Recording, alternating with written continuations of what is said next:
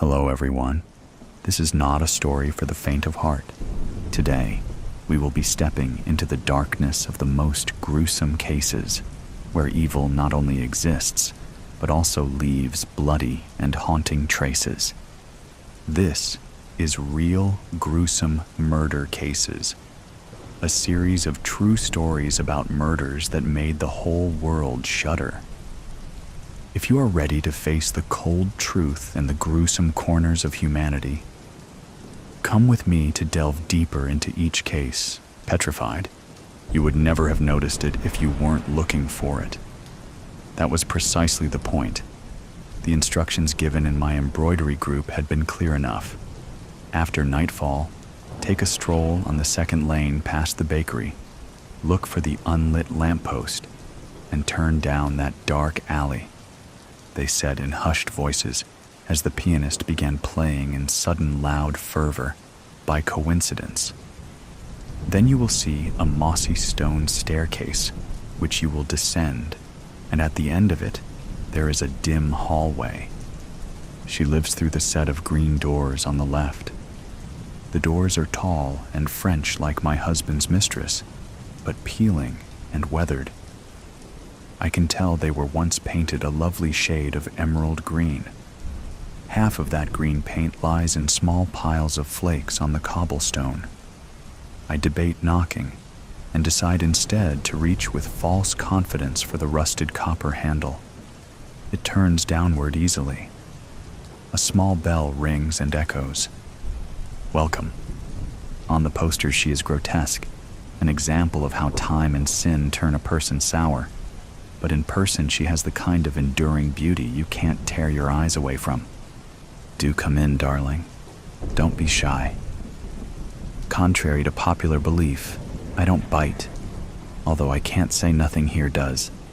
Her voice is like a wind chime, melodic and resonating, barely brushing over the crashing waves of her words. I wonder if I'm here too long if that voice will drag me out to deep sea. Or did that only work on men in the myths? Take a seat, love.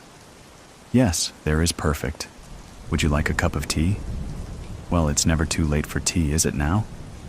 I enjoy it late into the night myself, but maybe you've been raised more proper than that. Here, the cup is warm, not hot. If she noticed my shaking hands when reaching for it, she didn't say a word. It takes more than a few seconds for my eyes to adjust to the warmly lit room after a dark and shadowy street. Among her many talents, it cannot be said that she was a good decorator. The shabby boards of the walls are empty, but for an assortment of faded newspaper clippings from the highlights of her anonymous career. Obituaries, mostly. A tattered blue curtain with tassels hangs behind the armchair she's perched in, dividing off part of the room. Eccentrically painted shelves house arrays of books and bottles of objects my gaze prefers not to settle on. She would have been called a witch for her collections had she not already acquired numerous more colorful nicknames by the public. The only item of some value is worn loosely around her slender wrist, a heavy and ornate gold watch. The kind of thing that would make a petty thief's day to see glinting underneath a man's sleeve in the street. She catches me admiring it and smiles thinly, holding up her arm up to eye level. Isn't it a beauty? It was my first husband's, this watch. On the 10th anniversary of his death, I'm going to smash it to bits and melt the gold into a necklace for myself. I deserve a little gift from him, I think. Her laugh unnerves me, but I find myself too curious to be afraid. I politely say my condolences for her husband's death. Oh, darling, don't be sorry that that man is dead. The one good thing he did was to be the inspiration for the charity work I do. I haven't always done this. I used to be an actress, you know, a leading lady of the stage. Men would come from all over the city to see my shows, for I was beautiful then. Sometimes after the shows, they would approach me, usually blind drunk, complimenting my dress or what was underneath it, asking for a kiss or a drink or a night. And sometimes they didn't ask. My husband became my husband not because he asked, but because he damaged me. And he was rich enough to get away with it, and clever enough to know that marriage was my only option. She smooths down the skirt of her maroon dress, then looks up at me with a solemn expression I can't fully read. It isn't hard to believe she was once a sought-after woman. Though sunken in age, her cheeks are smooth and her face looks as though it was hand-carved out of porcelain by God. Her hair is twisted into a dark crown atop her head, secured with metallic pins. Her eyes are like a cat's, but not a house cat. No, definitely not. Like those of a tiger that has been left to go hungry for far too long. I will her to continue talking and not look at me with those eyes again. We sip our tea in unison, upholding our masquerade as ladies. She takes in a breath. He said he loved me, and at the beginning I believed it. He may have loved me. He certainly desired me. I think mostly he loved seeing the desire and jealousy of other men when he told them I was his wife. But that got old fast. So did I, in his eyes. When it had been a year and I still had not given him a child, I turned ugly to him, and he acted ugly accordingly. One night, he came home from the pub talking about how the other men's wives had filled their houses with children by now. He spoke of babies like cattle. Then he threatened that he ought to tell the whole town that I was secretly a whore and leave me. I should have kept quiet and obeyed and smothered him in his sleep, like a good wife. Instead, I promised him that as long as I was alive, I would never let a child be born cursed enough to have him as a father. I'm sure you know what happens next. Or otherwise, you wouldn't be here, my darling. She traces a scar on her chin that I hadn't noticed before, extending along her jaw to the start of the delicate bones of her neck. I imagine it snaking around the rest of her throat in a ring, strangling her pale skin, and my breath catches. It looks as if lightning struck her. She was struck, though not by something as rare as lightning. I instinctively touch my collarbone where I know without looking there is a ghastly bruise. My modest neckline covers it, but somehow it feels like she knows it's there. My mark of pain. I hope it goes away quickly so my husband does not think me unsightly. But then again, perhaps that will not be necessary. I nod at her meekly to show that I do know what happens next. I can't say whether he truly meant to kill me, but to hurt me, to wound me, to make my thoughts and words disappear in flames. He meant that with all his heart. The funny thing is, it was him who made my words true.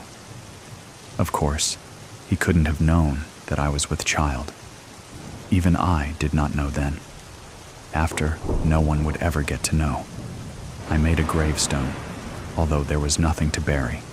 And then, a month later, I buried my poor sick husband next to it, marked only with a slab that did not bear his name. Wealthy and beloved as his gold in his life, in death he became only stone. The disease had taken him so quickly that there was no time for anyone to save him. Shame on chance to take him from this world so young. Got him like poison, essentially. The porcelain around her eyes cracks faintly in amusement. I have nothing to say in response, my mind stuck on the picture of a crude gravestone smaller than it should be. Now, love, how would you like your tragedy to occur? The widows in my town all chose differently. Most agree that the worst methods are only to be used for the worse husbands, but sometimes there is no rhyme or reason to it. After all, all's fair in love and war. Millions of second and third and fourth thoughts crossed my mind on the way here, but now those voices are silent, and there is only mine. mine and hers, and the input of the hissing wind outside. Well, what will it be? In 2 weeks, it will happen. On the way home after a day of work, my husband will feel a bout of hopelessness that gives him a nudge to hurl himself off of the local bridge. The river below is not a kind one, especially to those who never learned to swim. He will have been drunk, since he often is, and everyone knows how he gets when he's drunk. No one will discuss a death as taboo as taking your own life. My children and I will cry and wear black for weeks, though no longer than what is expected. At the same time, the black of our bruises will fade. He won't be missed very much, really. Perhaps that French woman will miss him, but she would have met the man that I knew soon enough. I will decide to raise my children in the countryside alone, and we will be happy. I cannot say yet whether I will regret it. The final time I will see the woman's wild tiger's eyes, she will tell me that not once has she regretted anything in her life. She will say that it was a pleasure to do it, and fearfully I will believe her. Oh, it really is getting late, love. Your family must be at home expecting you. I reply that they are, and I thank her for her kindness, nervously reaching to shake her hand. How much blood has coated it? On the posters, they say she has killed 3 men, but I know these were simply the times she wanted it enough to make it gruesome. The posters also envision her as grotesque, which means that they have not ever seen her, or the mark on her jaw from her fall after being struck by lightning. The posters know nothing. The men know nothing. We women must stick together, yes? The image of my young daughter appears and consumes my mind. I would do everything in my power to ensure she never has to know the instructions to get here. There will be no scars for my girl to trace. I will make sure of that. I nod and drop the woman's unassuming porcelain hand. Beneath the sound of her wind chime voice is a softer noise I hadn't paid attention to before, almost like a breeze rustling through dying trees, overlaid with the humming of the earth. It is separate from the wind and the rushing of my blood. She notices my piqued interest, and rather than say anything, stands, chuckles, and regally draws back the tattered blue curtain behind her. In view now is a cage filled with twisting and writhing scaled bodies, hissing and competing with each other for air. They move as one, a trembling monster of green. I step back in sudden horror. She isn't looking at me, but I see her eyes flash ravenously. You don't have to worry about them, darling. Their venom is reserved for the venomous book of ours. Manuscripts are from the devil, I'd been told, but I felt it too. Evil emanating out like heat from a fire. I wrapped it in cloth to be safe, tucked it in my satchel, and now I wait. I had a few hours, enough time, I'm sure, before my master discovered my absence and my theft. I drank my beer down to forget the past, to focus on my future, my hope brightening the walls of the dark public house. My eyes followed Evelyn as she moved around me, cleaning up from the night before. Her dark hair pulled back tight showed her pale beauty, and even the dull woolen uniform couldn't diminish her lithe figure. I lifted my head in an attempt to catch her eye, but no, that candle had guttered out, only the smoke of my longing left. When she first came to town, she spoke to me, asked about my work and my master, but her attention had drifted when I said no. Now I was no more than another chair in her way, an obstacle to sweep around. I did this for you, Evelyn, and you won't even look at me? On my own, I see. So be it. Pulling out the cloth-wrapped bundle from my satchel, I carefully placed it on the table. If what Evelyn said was true, This strange item could allow me to finally escape my service, with enough gold to make a new life, free from my bonds. I stared at it, hesitant to touch the elaborate box. Just parchment squeezed tight between wooden boards. How could it hurt me? I had seen it before on my master's shelf, next to an old statue, but gave it no more thought than the worn boots below it.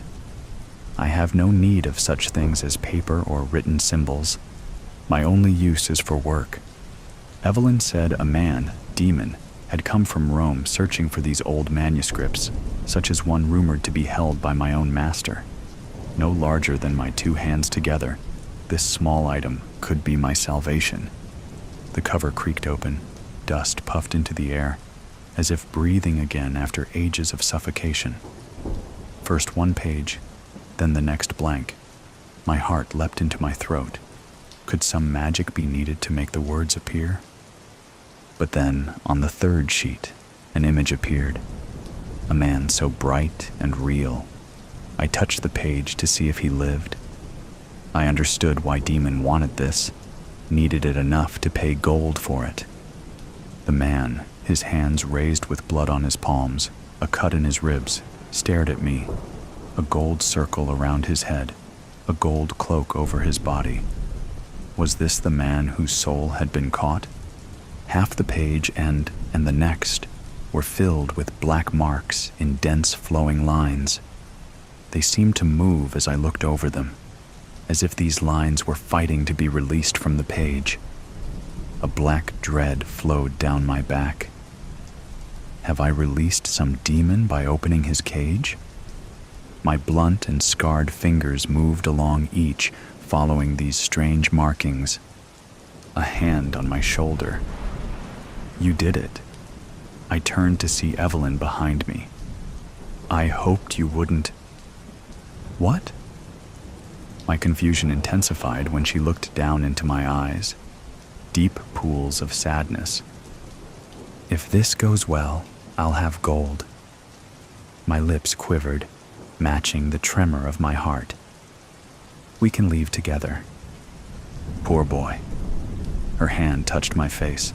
The blaze in her eyes lit a fire in me, illuminating a future better than I could dream. I wish it could be so. Her eyes closed. Yes, if after, meet me outside. I grabbed her hand, kissed her fingers. We'll leave this town together and live free. Evelyn bent down. Her lips met mine, just an instant. Her warm touch an eternity of bliss, sparking lighting through to my toes. Then she looked up at a sound and stepped away. The door stuttered open, and a man spilled in with the morning light. I felt Demon before I could see his face, a cold frost flowing into the room. A narrow stick of a man. His over-large head bobbed on a narrow neck, hair fine, matted to his temples, with a few strips reaching down his jaw. He clutched his cloak to his chest with thin arms, like crooked branches. Glasses perched at the end of his long, pointed nose, a sparrow hanging on for dear life. He moved without effort, as if he floated instead of walked. Demon nodded to Evelyn, waved toward her with 2 fingers. Dark, cold spots of light peered out under heavy brows, eyes like a wild beast with no soul, and I feared him like no other man I had ever met. He smelled of mold and dust, an odor of death that sent the hair on my neck lurching from my body to escape. Long, thin fingers danced on the table, blackened nails clicking against the wood. I had heard of these scribes, men who trapped words on a page with strange magic and a feather. What mysticism did they practice? What knowledge did they deal in beyond my ken? I eyed him warily. That knowledge stuffed too tight, a too full sack could explode, destroying him and anyone around him. Do you have the gold? I whispered, keeping my head low. A cough, dry and hoarse, escaped his lips, like a death rattle. I feared for his health, but at his crooked grin, I recognized it as his laugh. Evelyn brought 2 ceramic cups of black beer, along with a metal platter laden with apples, dried meat, and cheeses. Demon's hand brushed her leg, up to her hip, lingering. I didn't understand how she could stand the touch, but her body stayed still, though her eyes looked away. "See, I have the monette." Demon's face fell into a sneer. His words had a strange, foreign lilt that grated on my ears. A cloth bag landed with a heavy clink on the table, the sound of my future. Evelyn had spoken the truth. I suddenly saw our life together, our horses in the green pasture, prancing in front of golden fields of wheat. Evelyn stood at my side, holding a draught of beer for me and my pipe. Our young children laughing around us. I tried to count their little heads. Were there 8 or 10? "You have il manoscritto?" Demon interrupted. I looked around the empty room before I placed the bundle on the table. I felt lighter having passed it on. His hands paused in midair when the cloth fell away. The old man breathed in, his eyes bright, his back straightening up. His mouth dropped open in pure desire. Demon moved to open the cover. I grabbed his wrist, felt his bones in my hand, his skin cold as ice. Alive, though, his pulse beat thin and fast. "Be careful. The man, he's awake." "Questo è il mio lavoro." Demon spoke, low and dry as a desert wind. "This is my life's work." I knew enough to know that these lines signified words, somehow. The man in gold's voice trapped on this parchment. I sunk down further in my chair, weighed down by the pain of slavery. I knew what it meant to be under lock and key, allowed to be free only on the whim of my master. Demon meant to keep these words locked away, to add to his collection of souls. Better them than me. "Mio Dio il Horai," he said. "The Book of Hours." The rumors spoke true. We thought lost. "Is it what you're looking for?" I focused on reading Demon's blank face. He didn't answer, but continued to lift page after page, each turn showing the same, more and more black snakes, squirming under my eyes. I had no idea what thoughts these little lines captured, but I didn't want to understand.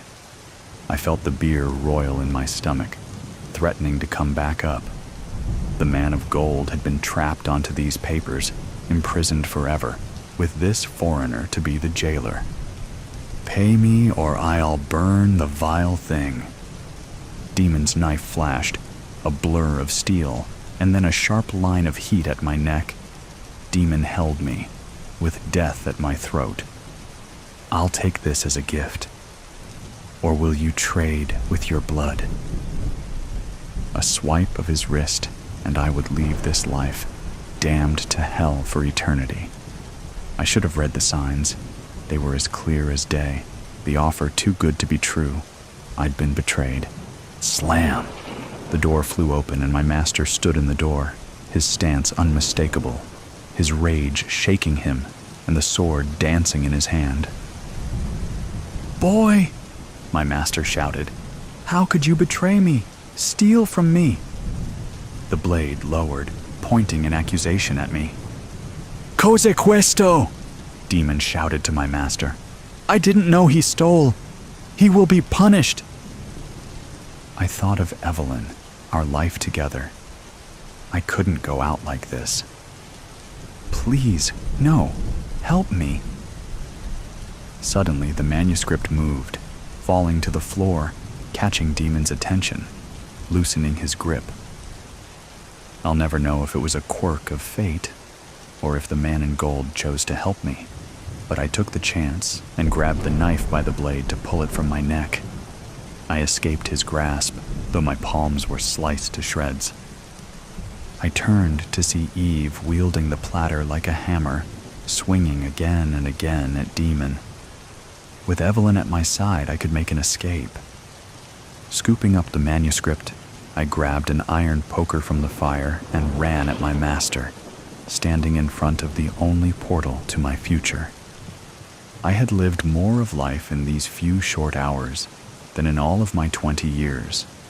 I kissed a girl, escaped death, and now carry a priceless treasure in my hand. The stars were aligned with me today. I could not lose. Anger at all the scars, all the pain this man caused powered my arm. I swung my war axe for a killing blow to his head. My master took a simple step, dodged my weapon, and I felt his blade in my side. "I'm invincible!" I screamed as I fell out the front door, the manuscript tumbling from my hand. If only I could find my love, Evelyn, then we can meet our future together.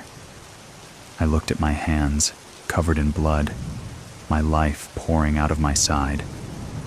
As I fell, a flash of recognition. The man in gold. I opened my eyes to see Evelyn above me, her face more beautiful than anything I deserve. "Is this heaven?" "No, not yet," she said. "Soon enough." She picked up the manuscript from the ground. "That," I gestured to it. "The man in gold, he needs to be set free," I said, out of breath. "That devil will take him." Men are the devil. I learned that where I was raised in the monastery, as a servant, and then her jaw clenched. A brother taught me my letters. Now I work for Demon. My world is small and hard. But when I open this, read these words, I release the spirit, and I escape this life, even if only for a few moments. Do you believe? He saved me. I closed my eyes. I saw the horses in the green pasture, golden fields of wheat. The man in gold stood with me as Evelyn read to us, her words flowing on a breeze. I am finally free. When the righteous cry for help, the Lord hears and rescues them from all their troubles. The horseman. The man on the horse was an odd one. I could tell that even as he angled his quarter horse into my beams like it was his turn in the center ring. An Easterner, which maybe 10 years earlier might have seemed even odder. Little dressier than the average rancher, handled his animal like he knew how, but had learned it someplace else. "Saw you from the rise," the man said. Easterner, all right. Kind of horse-faced fellow with a government haircut and a big nose that reminded me of the Jew families that had passed through the dust and winds in Pop's tourist camp on their way to California. Not that I gave a damn. Pop hadn't given a shit about God after he took Ma in 32, and so he likewise didn't give two shits about anybody's private dealings with the Lord with or without Jesus. No, it was the man's eyes. Big, calm, curious. "Do you need some assistance?" My old Nash 400 was running like a top on 4 threadbare but plump tires, and the trunk was flung open with the jack still clamped into place. And then there was the Indian blanket I'd got in trade for some janitor work at the last gas before the next last gas on the way to my pot of gold that had turned into a cesspool about 2 hours ago. Oh, and the shovel lying next to the blanket rolled tight like a Tulsa oil man's stogie on the dirt under the lip of the trunk. Even without Jesus putting his 2 cents in, it wasn't the way I'd been raised. But like I said, it was the eyes, unblinking even in my headlamps, and that slow smile he gave me as I pulled Pop's old Colt out of my belt and made him a third eye, like I'd done him the biggest favor in the world.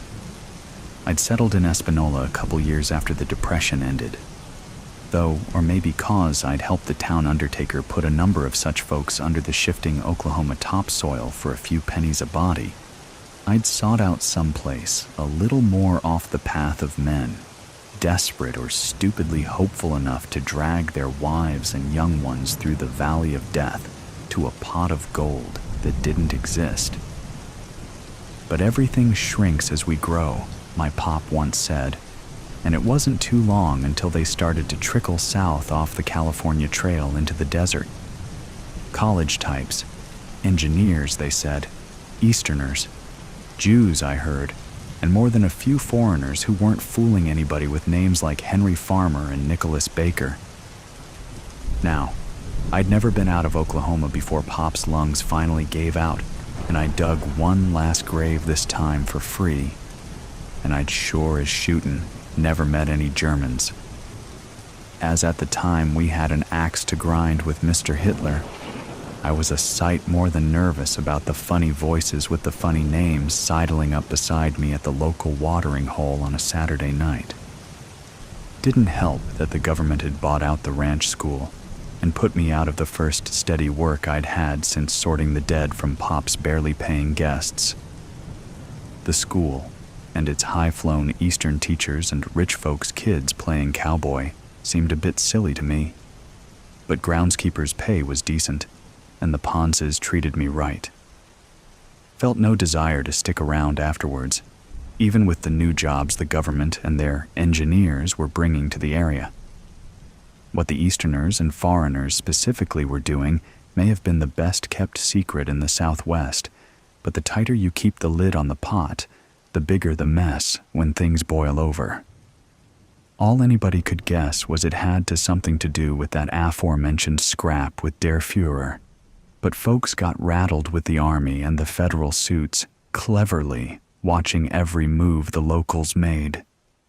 Bad enough, they were keeping Nazi prisoners and Japanese folks from California on ice down south at Fort Stanton.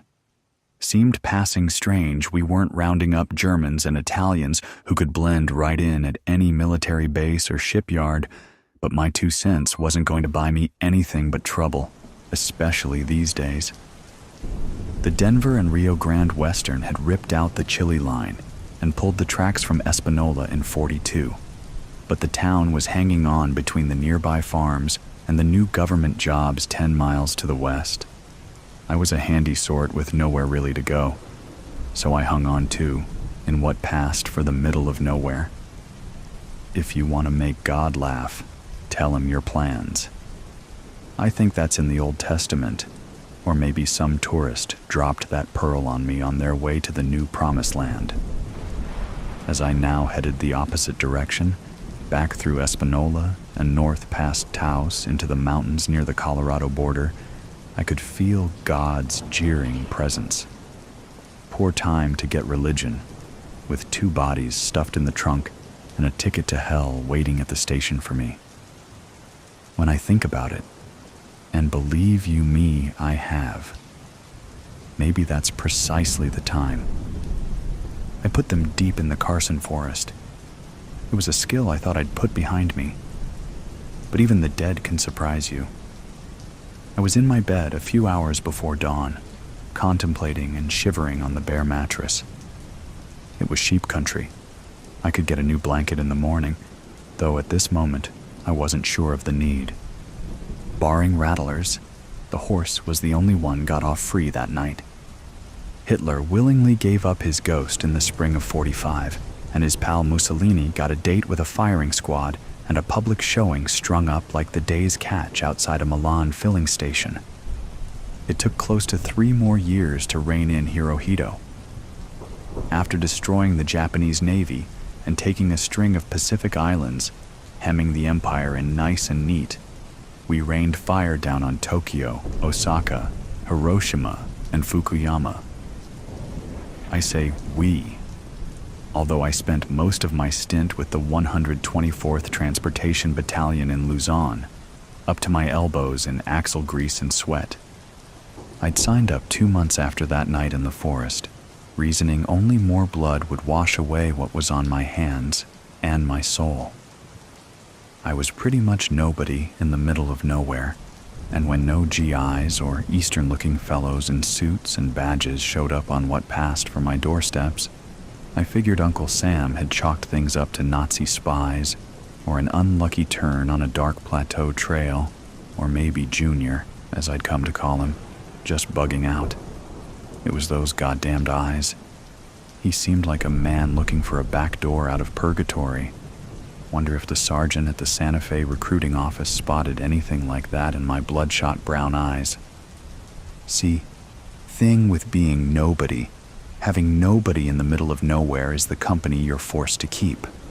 Nobody was ever likely to find the bodies, and nobody was likely ever going to spill a tear over the man who'd soiled my good blanket. But every time I listened to the bodies piling up on the radio, I wondered how many others I'd buried. Just what was it that midnight horseman had been up to at the old ranch school, with his army of eggheads with phony names and their army keeping the whole town under wraps? And why did most of the lot just pull up stakes a few weeks after? Had to be some kind of secret weapon, blow the Krauts and the Japs off the map, my guess? For one bleary moment, I thought my brain had contracted TB and an Irish brogue, but it was one of the Denver and Rio Grande Western's Gandy dancers who'd lost a knee and his toes and the works in between to a 3 p.m. coal car maybe 15 years ago. It hadn't broke him of the whiskey. He read too many of those cheap detective magazines with the gumshoes and masked crusaders and flying saucers and half-naked women about to be sawed up, or worse, and I'd had my wits about me. I'd have heard him creaking down the planks and cleared my stool. "And what makes you think that?" I asked, 'cause it was the noise I needed. "My sister's boy. He does some plumbing and odd jobs for them mad scientists down the road," the old man wheezed. "Seems like everybody's in an uproar over the boss fella gone missing a few weeks back. Seem to think there's spies all about, Nazis or commies or some such. Young Danny happened down the wrong hall, and the soldier boys there grilled him near to medium well." "Boss?" My voice went up a couple notches, but he was too stewed to notice. "Some Jew scientist from California supposed to be grand muck-a-muck of the whole operation. Jingleheimer, Weisenheimer, something like that. Some of the talk is, this Jew might be the spy." He leaned in on the half-leg and grabbed my sleeve as a thick cloud of coffin varnish sent me reeling back. "Now, you think about it, boyo. Why you think every man-jack's knickers are in such a knot, lest something big was in the works? You ever hear of atoms? You know, the stuff what we're all of us made of? Well, I hear tell Hitler and his boys have found a way to split them atoms, to just rip all of creation apart. Unless we get there first and blow the fella to hell first. Little wonder them Nazis would want to rub out Dr. Jingleheimer." He then toppled from his stool. I caught him halfway to the floor, jostled him back into place, and made for the door. Crisp desert night outside, the moon too close and stars scattered across the black, nothing like atoms torn asunder. I jumped in the Nash, somehow made it alive back to my shack, and packed for my penance. Recently leaked revelations allege the U.S. Defense and State Departments largely falsified published reports that Nazi Germany and Russia were on the verge of harnessing atomic fission as a potential weapon against America and its European allies, purportedly to spur Allied physicists to escalate development of such an atomic bomb to bring about a speedier surrender by Hitler's forces. That effort, referred to as the Manhattan Project, was conducted under a nearly impenetrable cloak of military security on the site of a former boys' academy near Los Alamos, under the auspices of preeminent theoretical physician J. Robert Oppenheimer. Without revealing the nature of his work, Oppenheimer's mysterious disappearance late one night in 1944 sparked a massive manhunt, and rumors the eccentric scientist had collaborated either with the Germans or the Russians, given his wife and brother's ties to the American Communist Party. The case remains open to this day, and the Manhattan Project ended shortly after Adolf Hitler's suicide and the effective fall of his Nazi regime. Amid the loss of one of its most brilliant minds and fears of further security breaches, the remaining physicists of Los Alamos declared the project a failure. Or so we thought. I talked this week with Isidore Isaac Rabi and David L. Hill, former Manhattan Project researcher. In a 60 Minutes exclusive, Rabi and Hill reveal for the first time that they and other project scientists concerned about the long-range implications of atomic warfare conspired to conceal their findings from the military. Rabi, Dr. Oppenheimer himself voiced doubts about the sanity of releasing such a force into the world, but he was under intense pressure to beat Hitler, beat Stalin to the punch. None of us knew we alone held the keys to a Pandora's box, but without Robert's zeal, we reached a hard but crucial decision. There are questions which illuminate, and there are those that destroy. I was always taught to ask the first kind. The only answer to the question of the day was destruction. If not merely the instantaneous vaporization of entire cities and the then unquantified after effects of ambient radiation, then the geopolitical stranglehold and atomic arms race between the US, Russia, perhaps even the former People's Republic of China would impose upon the human race. And imagine if such a weapon were deployed. There would be no defense, no deterrence, only annihilation. Rabi was awarded the 1944 Nobel Prize for his discovery of nuclear magnetic resonance, a major breakthrough in medical imaging and diagnosis, and his work in microwave technology revolutionized military and commercial radar systems and led to the introduction of the home microwave oven in the mid-1950s. Meanwhile, following the dissolution of the Manhattan Project, project team member David Hill headed up the Federation of American Scientists, later to become the Global Federation of Responsible Scientists, with the overthrow of Joseph Stalin and subsequent collapse of communism across Russia, Eastern Europe, and Northern China. Under Hill's leadership, the Federation worked with the U.S. Atomic Energy Commission and other international agencies to design virtually fail-safe atomic reactors, which have all but replaced coal-fired power facilities and have been credited with greatly reducing air pollution around the planet. We reached Dr. Hill at his Santa Fe home. Hill continues to defend Oppenheimer's patriotism and loyalty, as he has since President Truman branded the missing physicist a traitor in league with communist factions. Hill. The consensus was that the specter of atomic warfare and destruction would come to eclipse any prospect of science in the public interest. We've harnessed the power of the atom to save lives and provide clean, safe energy. I posit we'd never have put men and women on Mars, nor developed a seamless worldwide web of satellite communications and technology had we created a world occupied solely with averting global apocalypse. Wallace. Not everyone concurs with your assessment. Retired Major General Boris Posh, who headed up the investigation into Oppenheimer's disappearance in 1944, argues you and your colleagues withheld vital scientific information that might have ended the war 4 to 5 years earlier, saving, in his words, countless American and civilian Japanese lives. And to this day, Posh believes Oppenheimer was complicit either in your deception or acts of espionage. He's pushing the Justice Department to bring formal charges against what he called the Manhattan conspirators. Your response? Hill.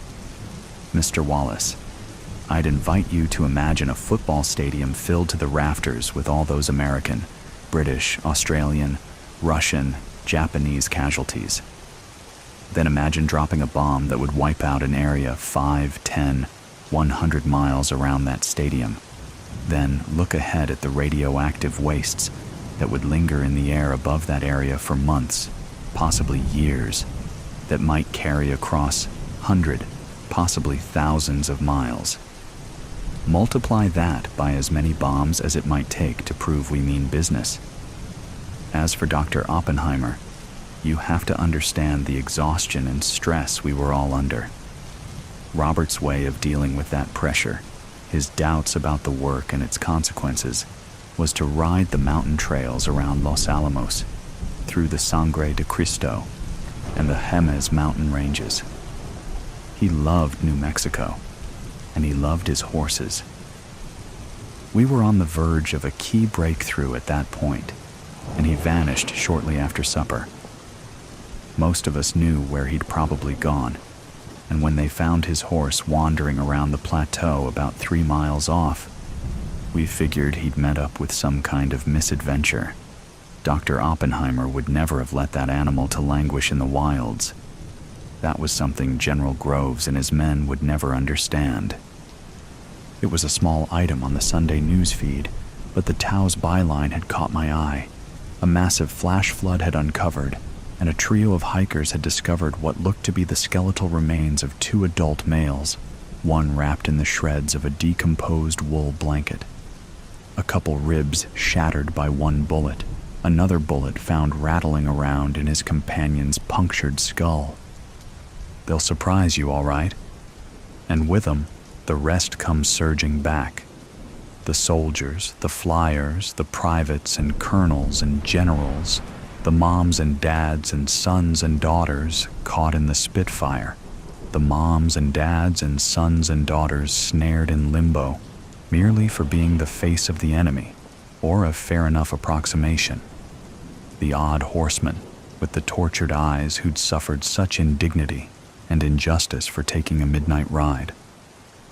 I'd taken a single souvenir that night in the forest, secreted it away to the Pacific on the second great California migration to find that golden pot in the airplane plants and the aeronautics trade, tucked it in a bedroom drawer through a marriage, 2 sons, a funeral, and 2 graduations, buried it deep packing for that one final job far, but not far enough away.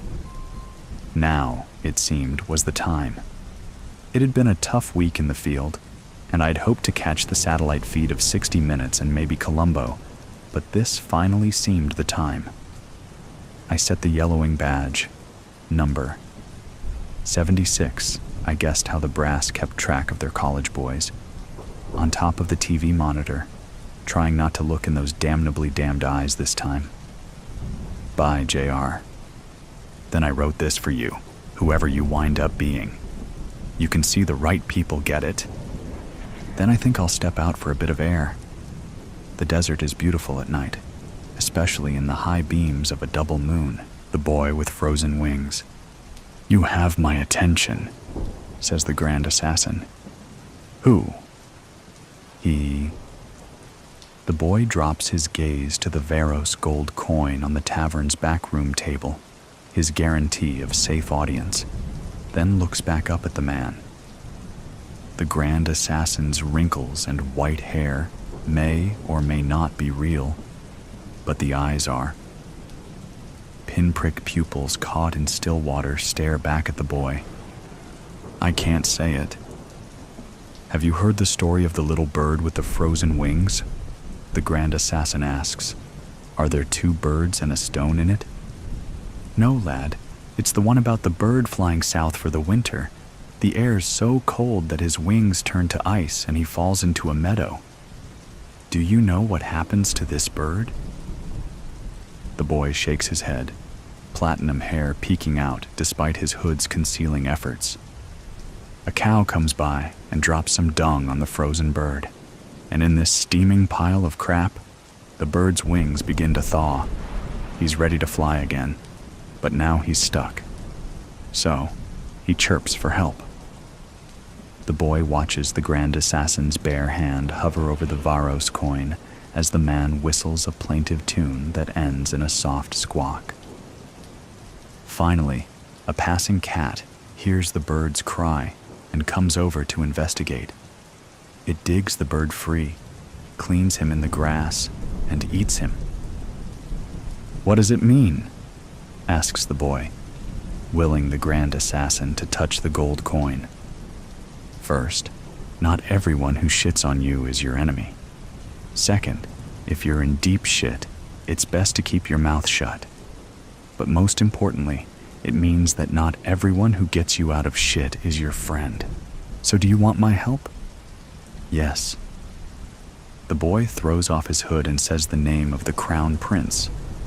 The grand assassin's hand drops under the weight of that name. His fingers touch the Varos coin on the table, and some reptilian part of his mind notes that the coin is slick, oily even. But his higher consciousness is focused on the face before him. He is staring at the crown prince's exact likeness. Yes, I'm his decoy. The boy pauses, hoping the man will fill in the rest. But I don't have to be. The grand assassin sucks in his breath once he realizes the lookalike's audacity. Steal the life of the crown prince, then slip in to take his place. Can he do it? How will you explain his missing decoy then? Fire, the boy says matter-of-factly. The man opens his mouth, then closes it again. He's used to watching men squirm in the wake of what's left unsaid, but this boy makes him feel like the talkative one. He watches the boy for any sign of uncertainty, but all he gets in return is a polite blank stare. Finally, he slides the coin of Varos into his leather purse. As an afterthought, he wipes his oily fingers on his jerkin. Then, the boy tells him when and where. Their audience concluded, the boy pulls up his hood and leaves the tavern's back room. He weaves through day drunks, then through the city Azamal's maze of alleyways. He stops at a bustling marketplace and takes in his surroundings. He doesn't think the grand assassin has changed his mind and decided to follow now that their safe audience is over. No, the man thinks himself a cat poised above the future king. Still, a diversion wouldn't hurt. He listens to the different voices, then joins the crowd. "There's a pretty lass," he says in a baritone voice, and pinches a fishwife's arse on his way past. The fishwife accosts a nearby man who's speaking in that same baritone voice to his friends. The man stumbles against a cloth merchant's stall. "Thief! Stop, thief!" the boy cries in the bewildered shopkeeper's own voice. Then, he nabs a new cloak to throw over his own as he melts away into the pandemonium. Along the way, he tears off the tainted gloves that he used to touch the Varos coin. Back in the castle confines, the boy is in another back room of sorts, a half-remembered guard tower. There's nothing to guard here because this edge of the castle wall ends on a cliff, a chasm forged centuries ago when the gods threw Varos down from on high. The inside is lined with scrolls and manuscripts bound between boards. This is the record-keeper's domain. The record-keeper lost his tongue for some long-ago unspoken crime. From the way the man walks, the boy knows that was not all that has been cut from him. The crown prince never comes here because he is a cow whose bovine brow cannot bear the burden of reading. But the boy loves the record-keeper. He is his greatest friend, his greatest teacher, the one who showed him the scrolls on poisons long forgotten. At first, the boy thought poison alone would be his answer, but the best one, Auria's kiss, takes time to act. There would be no guarantee he'd be positioned to take the crown prince's place unnoticed once the kiss called him home. Silent but ever listening, the record keeper had shown the boy a manuscript on Varos and his assassin cult.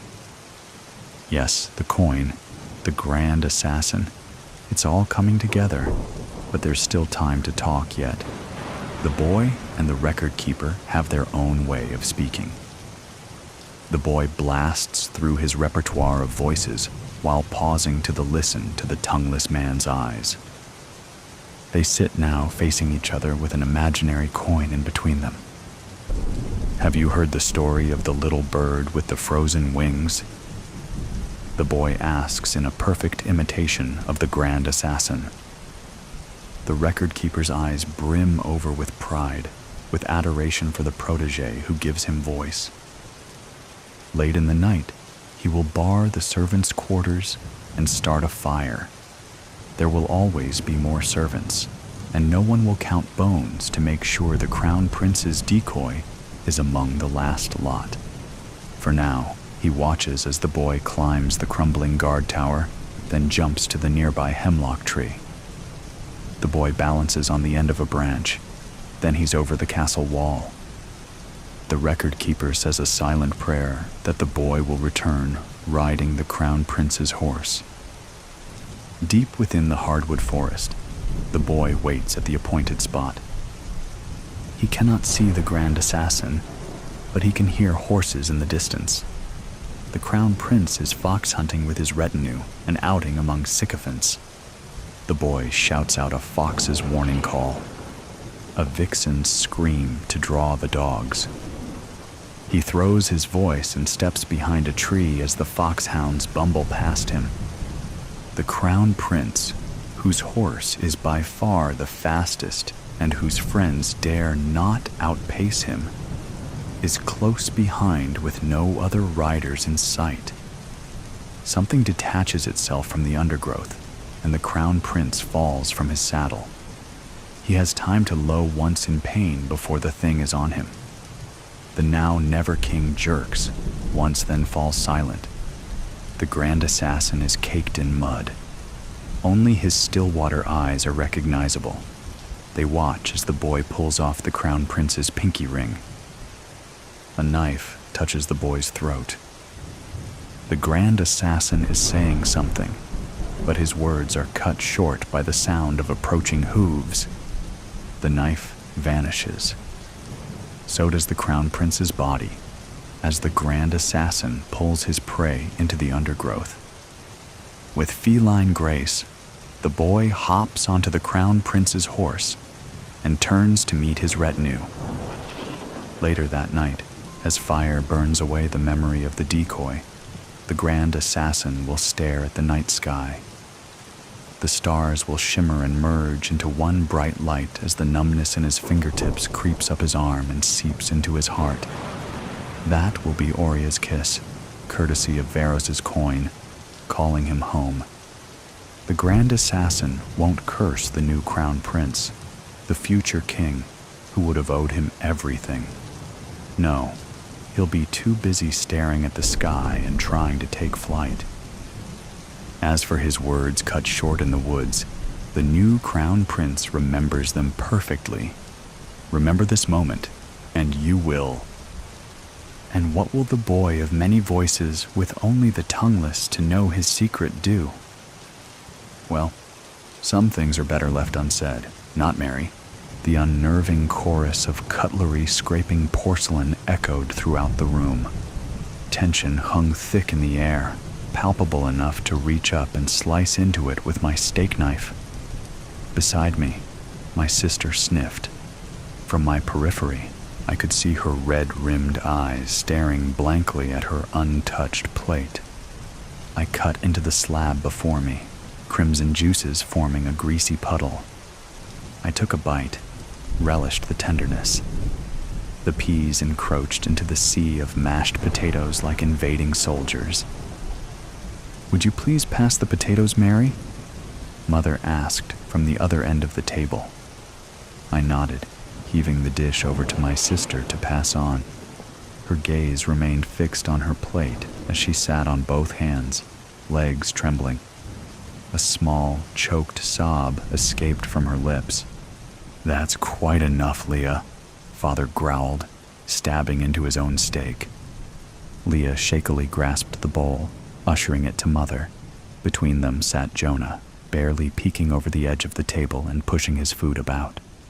At the tender age of 5, he was blissfully ignorant. I chewed a bit of gristle in the next bite, watching Father's brow furrow as he took a sip of wine, a rogue tendril staining his snowy beard burgundy. He cleared his throat, an action which rendered the table still, waiting with bated breath. Children, the ultimate test is almost upon us. I hated the way he spoke, like that of an old novel. Mother rested a bony hand over his and listened intently. With her other hand, she fingered the gold cross hanging from her neck. We will not let the enemy destroy our union. We will not succumb to their devilish tendencies, for they are blind to the ways in which we serve him. They will never know such unwavering love and loyalty, and for that, I pity them. Mother nodded in understanding, her silvery bun bobbing. Father tossed his napkin over his plate and stood, chair screeching dully on concrete. We watched as he climbed the nearby staircase. Stray spots of maroon that had earlier leached into the wood marked his steps, evidence of what he'd done to protect the sanctity of his family. There was once a time when I would have chased after him, lunging for the open door, yearning for sunlight, but the scar on the back of my head itched like an ugly deterrent. I made it a point to constantly remind myself of who I was, where I came from. Fragments of memories, the way my mother used to rub my back in the morning when she woke me for school, the sound of my father's work shoes on the hardwood floors every evening, the hum of the fish tank in my childhood bedroom remained filed away in the depths of my mind, growing fuzzier with each passing day. But I dared not speak of these memories. They were mine and only mine. Leah, now gangly and naive in the throes of adolescence, was more pliable. I imagined she couldn't even recall things like the details of her mother's face or the way it felt to ride a school bus. When mother and father told her something, she accepted it at face value. And Jonah, in all his cherubic innocence, had never known another life. The harsh fluorescents were his sun and moon, every day the same. Sometimes it made me want to weep, but then I reminded myself he knew no different. Perhaps it was better that way. Father's thunderous descent broke my thoughts. Mother stood at his approach, collecting some of the equipment he came bearing. As he laid a piece before each of us, the breath caught in my throat. My eyes followed the transition from dark metal into laminated wood that led down to an unmistakable component, a trigger. Out of the children, only I knew how to operate a gun. When I was 8 years old, my father took me hunting for the first time. I recalled the way the cold seeped into my fingers and toes as we waited for hours. We flinched at any flicker of movement, which often turned out to be a rummaging squirrel. But then he arrived. Statuesque and bristled, his sinewy figure strutted into the open field, unaware of his armed audience. His antlers were a thorny crown that dipped with him as he scoured the earth.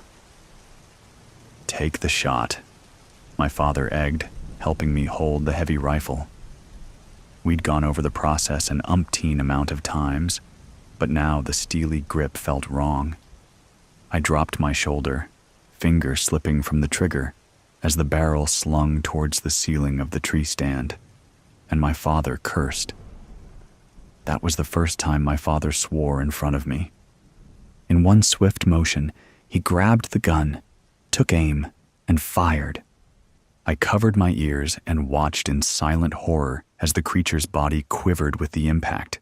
His legs buckled, and he scrambled for a brief moment before taking off, blood spilling from his flank. My father took my shoulders in his hands and kneeled square before me.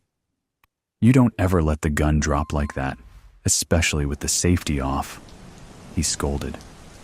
Hot tears coursed down my cheeks, stinging the wind-chapped skin.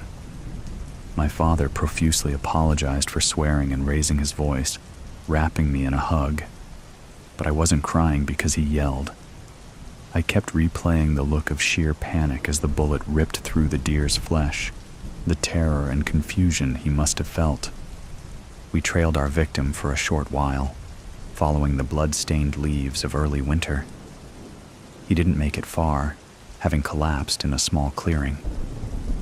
Panting laboriously, his onyx eyes stared up in blank defeat, and I saw myself in their reflection. before I could process the scene, another shot rang out, and the deer stilled. A kill shot, my father explained, to end his suffering. When you see the enemy, you take the shot, Father said then, breaking my trance.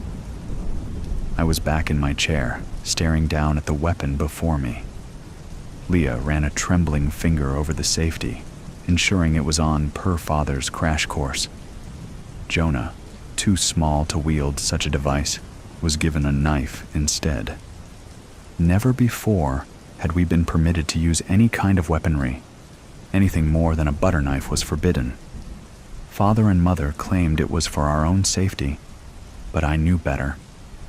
And that didn't stop me from fantasizing a ballpoint pen embedded in a windpipe, a broken bedpost as a club to the head. I'd had my fair share of time to ponder the possibilities. Leah and Jonah may have been taken at malleable ages, but I refused to fully yield. The slight quiver in Father's hands and the way Mother's complexion paled meant it was all hands on deck. Though I didn't know whose blood painted the staircase, sticky on the soles of Father's shoes, it had led us to such a cataclysm that I dared to dream about life beyond the concrete. I yearned to return to a world where my name was my own, not the one I'd been forced to adopt. I longed to hug my mother and father, to bask in the sunlight on a summer day, to see my friends, to witness the light at the end of a nearly decade-long tunnel. Could this be the end? The gunmetal was cool in my clammy palms. I contemplated aiming it at Father or at Mother. It would be so easy. But what if it wasn't loaded? What if it was just for show? And could I really do it? "Let us go," Father commanded, leading our ragtag troop up the stairs. At the top, Father unlatched the door, leading us into an empty hall with another door at its opposing end. Bringing up the rear, I glanced back into the abyss where time passed indefinitely, and as the next door opened into a moonlit room, I realized I would never allow myself to return. Gilded crosses glinted from every wall as we wound through the house, and like something from a movie, a muffled voice seeped in through the cracks in the windows and doors. "Come out with your hands up." "Father?" Leah croaked. "Who is that?" Father ignored her, the click of his safety flipping off. He slung the gun around his back, nodding at Mother as he approached the door. The rush of blood thrummed in my ears. Leah mimicked Father and switched her safety off, and Mother did the same. Greasy coils of nausea knotted my gut as I followed their lead. I swallowed the bile rising in my throat. Nothing about the unfolding situation felt good or right or godly. Father gripped the doorknob with a fierceness and turned. Golden porch light flooded the entryway. For a moment, Father's face looked younger in the warm glow, and I wondered what led him to this path in life. Slowly, he raised his hands above his head and stepped outside. "Drop your weapon!" an extraneous voice shouted. "It's over, Arthur," another called. "Do the right thing and drop your weapon." "I'm afraid I can't do that," Father replied simply, as if he were declining an invitation to a party. "Your godlessness is a stain on this earth, and I have to protect my family from such evil. I can't let you destroy the Lord's work. You think you can interfere with his plan?" Disconcerted grumbles echoed as a reply. "Dear?" Father called. Mother, gun cradled in her arms, crept to his side. Her skin was sallow, brow damp with prickles of sweat. The woman, always so composed, seemed to be cracking. "Mrs. Goodfellow, drop your weapon now," the second voice commanded. Tensions heightened with each passing second. "Put down your weapon and put your hands up." Negotiations persisted, but I knew Mother was as stubborn as a mule and loyal as a dog. She would follow Father to the ends of the earth. The crunch of boots on gravel drew near. Father stiffened. "Not another step," he threatened, raising his gun. "Don't turn this into a standoff, Arthur," the voice urged. "That's not going to do either of us any good." A treacherous moment of silence ticked by. Every part of me trembled. "I will not let you tear this family apart," Father declared coldly. "Maud," he said, nodding at Mother, who lifted her gun. Her finger made contact with the trigger, and she pulled.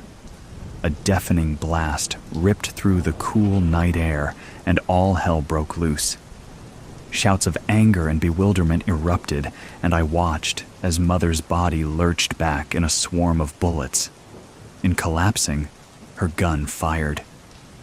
I fell to the floor, covering the important parts of myself.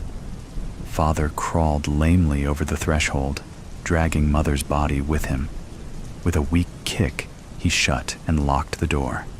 Blood from their matching wounds seeped into the floor, a crimson trail smeared behind them. Amidst the chaos, Father tenderly brushed stray hairs from Mother's face. He caressed her cheek in his calloused hand as she gasped for air, her blouse soaked through and the cross dangling from her neck now stained. Faint whispers of prayer spilled from his lips as he continued to comfort Mother. Barked orders swirled beyond the window panes, the thud of boots heavy on the porch. From the floor, I glanced around. Jonah was nowhere to be found. "Jonah?" I called quietly. "Leah, Jonah's not." I turned. Leah lay face down nearby, arms splayed by her sides and gun resting under the nearby sofa. "Leah?" On shaking limbs, I clawed my way over to her. Terror gripped my throat so viciously I struggled to breathe. Thick locks of brunette cascaded into the floor, shielding her face from view. I carefully grabbed her shoulder, rolling her over. A strangled cry escaped me as I recoiled at the sight. Blood trickled from her forehead down the bridge of her nose between lifeless eyes.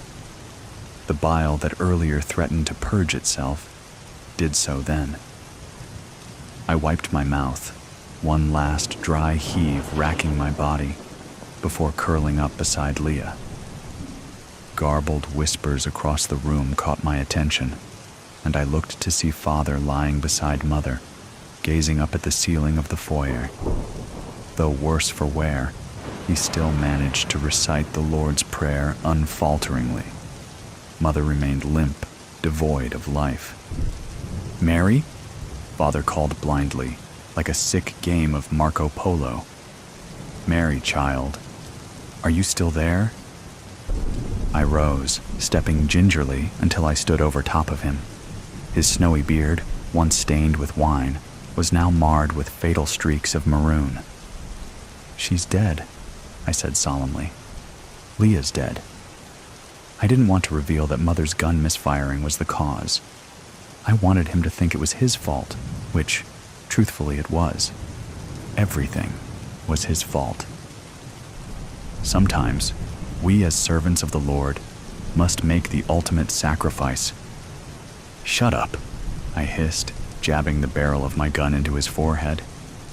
Father grew silent for a moment. "Mary, you are a daughter of the one true King," he rasped. "You are our last hope at ending the war of evil that has been waged against us. When you see the enemy, take the shot." I sniffed. "You're right, Father." His breathing was ragged, blood curdling in his lungs as we spoke. A twinge of sorrow panged my heart as I gazed down at the dying man before me. But then I remembered all the hurt he'd inflicted, all the years he'd stolen, and anger sizzled in my veins. Realization flashed across his face. "Mary." A single blast rang out, a kill shot to end his suffering. The footsteps and chatter outside ceased. For a moment, the world was silent. "My name's not Mary," I spat, dropping the gun. With a quick yank, I tore the gold cross from my neck, dropping it onto Father's still chest. A muffled cry emanated from somewhere close by. My heart clenched. "Jonah?" I called, wheeling around in search of the noise. I padded across the living room to the pantry where the cries seemed to stem from. Carefully, I turned the knob and opened the door. Head buried between his knees, Jonah sat curled in a ball. "Jonah." I rubbed his back, and he glanced up. His eyes shone with tears. "Jonah, it's okay. I'm here." Just as the front door splintered open under the crack of a boot, I wrapped him in a hug. Fall Family Feud. Local missing children discovered in police raid after officer slain. Abducted children found in home of local religious leaders. My name's not Mary. Young woman's fight for survival in house